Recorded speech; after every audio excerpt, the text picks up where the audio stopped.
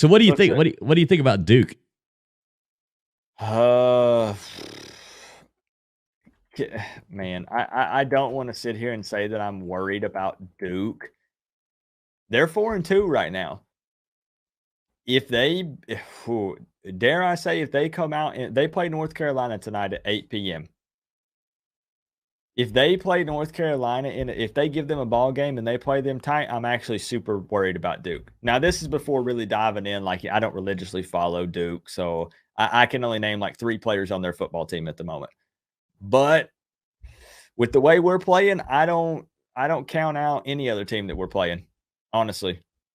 No, not me, not at all. I'm. It's sad to say that I'm worried about playing. I mean, hell, at this point, I'm worried about playing Georgia Tech. Me too, You honestly. know?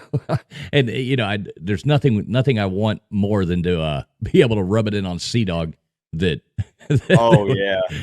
But I don't want to hear if we lose to Georgia Tech after going into the season, they were a dumpster fire, and now they're looking like they could be competing for to be playing in what is it, Charlotte? Yeah. Yeah, I mean they look like they have a better chance than us, possibly. Because the thing is, when we talk about winning is still better than losing, this Virginia Tech game did not provide much of a confidence boost for Canes fans. Again, when you look at when Virginia Tech played Pitt last week, Pitt rushed for over 350 yards against Virginia Tech's defense. We couldn't even muster up 100. Yeah, We, well, we were what we is the were up problem there? we were up 17-0 going into the half, and we only put up 3 points in the second half of the ball game. That's So who's out on the injury list? for Miami. Yeah, on our running backs and stuff. At this point, I don't know, half the team. Right. I mean, who's officially we're still waiting on Don Chaney Jr. to come back, which is kind of the running back that everyone considers kind of the complete back. He kind of has the best of both worlds. We're waiting on Restrepo to come back. We're waiting on Jacoby George to come back, 2 wide receivers. Now I don't know about in the tight end room. Arroyo is still out. Will Mallory miss a game possibly? So we are dealing with a lot of injuries, and a lot of people are trying to pinpoint where that's coming from. In my streams, a lot of people were saying, "Well, we need to fire Aaron Feld because he's not working these guys out hard enough." But then on the other side of that, is it that he's not working them hard enough, or is he working them too too hard? hard? Is there too much stress on their bodies? Or is it part of just this whole, rebuilding process? And these guys, now, for a lack of better words, because I don't know any other way to put it, some of our players are a little more soft, and there's this transition period that we're trying to work on building up their bodies and stuff. So, who Right. Yeah. knows? I mean, exactly. And I agree with you there too. There is the fine line between working them too hard and not working them hard enough. And, which one is it? Who knows?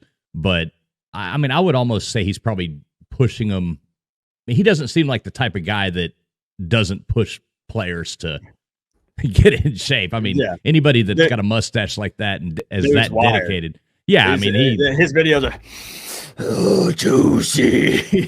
Right, exactly. I like the guy. I think he's funny. So I don't think it's that he's not pushing them hard enough. I would say that he's probably pushed them really hard, and you're going to get hurt. And like we were talking about before, it is a contact sport. So, and Mario, I've heard is all about practicing really hard.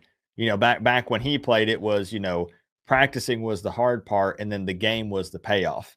And a lot of these guys, just being honest, that have been here for several years probably aren't used to that. So they are a little more beat and banged up. And I feel like we're kind of seeing that.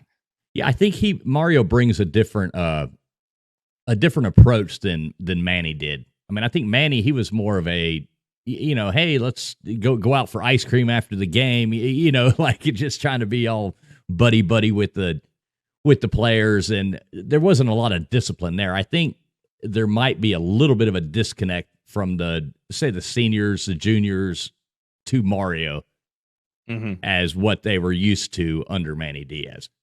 Yeah, I think you're right. And it puts them, in a weird position whenever you go in and you change coaching staff and different schemes and just the way they approach everything. So I get it. And there is a transition there that needs to happen, and there's an adjustment period and all that stuff. So And I mean, we're Canes fans. We're impatient, right? Oh We yeah, want yeah, we want to win now. We want to win today. yeah. Fire Mario, fire. Yeah. But really, what I am worried about is, and I mean, anybody in the chat is more than welcome to answer because I don't have a solution right now. How do we fix the run game?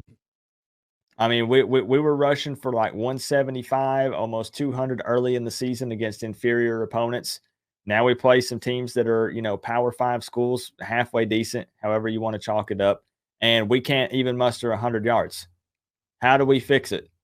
Rooster's a pretty good running back. Thad's a pretty good running back. Stanley got some snaps today, the transfer from UAB. How do we fix it? Yeah, I mean, I think it's going to get fixed with new recruits and getting some people. I mean, I don't, we can look back and we can say, oh, we got this guy, this guy, but they really aren't that great. I mean, just being honest, it's not top tier elite running backs that we have, in my opinion. I mean, it's not. And I think as we come up and we, get some new players in, and I always look down the road. I'm not one of those people who sits there and looks at exactly today. And, we got a new system. It's putting into play, and we're going to get new players. And, Mario's going to do his thing, and hopefully his thing is good. Let me, MDB 2006 with the $9.99 super chat. He says, another week, no Frierson. They beg him not to transfer, and then he doesn't see the field. It does trouble me who Mario believes is worthy of playing time. Yeah, thank you, MDB, for the support. What do you think about that, Coop? Yeah, I mean, I feel like GB3 is a baller. I feel like he had kind of shown that he deserves some playing time, but at the same time, I will say this, and people hate when I say it. It's okay. I'm gonna say it anyways. I'm not at practice, so we saw a scenario here where with Colby Young, though, let's backtrack for a second with the wide receiver position to where, the coaching staff said he doesn't practice that well, but look at how he's performing in games. Three Right. big time catches last week in the fourth quarter. It didn't win us the game, but if he would have been playing earlier, we might have won that game against North Carolina. Today, he comes out 9 receptions for 61 yards and a touchdown. Doesn't practice well, but under the lights or on game day, he does really well. So I don't know if with Gilbert, if there's just something at practice where, they don't like what they're seeing or what, since we don't see it. But I feel like that even just what we've seen from him in the past, even though it might have been, in a different scheme, I feel like Frierson should be seeing the field more. I do. I agree. Yeah, I'm right there with you. I think the same thing. But to your point, you don't know. Maybe there is some kind of disconnect or maybe he's not earning it off the field as he should be. I mean, it could be as simple as a bad attitude. Yeah. I mean, it could. Yeah. Well, we have no idea. I mean, maybe the guy's a real jerk, and I'm not saying that he is, but it's possible that he's out there and he's got no respect for anybody else or something like that. He thinks it's all about him, and they're like, "Hey, until you straighten up, then you're sitting on this bench." Hey, like Mario says, back to work.